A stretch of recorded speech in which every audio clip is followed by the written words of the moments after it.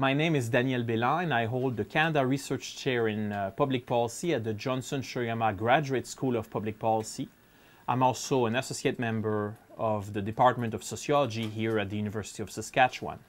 I'm especially interested in the politics and the historical development of social programs as they are related to broad fiscal issues and ideological and political debates. My comparative work on social policy change helps us understand the conditions under which policy innovation is possible. More concretely, my knowledge of social programs allows me to advise policymakers about how to improve these programs, something I've done in the past. What I love the most about my work is that I can learn significant things every day and that I can share my knowledge with other people on a constant basis. I also like to debate big ideas and try to set the agenda for future research and future policy development in my field. My name is Erika Dyck. I'm a historian of medicine at the University of Saskatchewan and a Tier 2 Canada Research Chair in Medical History. I've been working on the history of madness and mental health over the last about a decade and looking at it over the span of the 20th century. And I think it's significant to Canadians because it helps to show how laws and practices that were well-intentioned haven't necessarily resulted in better outcomes or improved lives for a lot of individuals living in psychiatric institutions. I grew up here on the prairies, and it turns out that the University of Saskatchewan is famous for something else. We created the word psychedelic.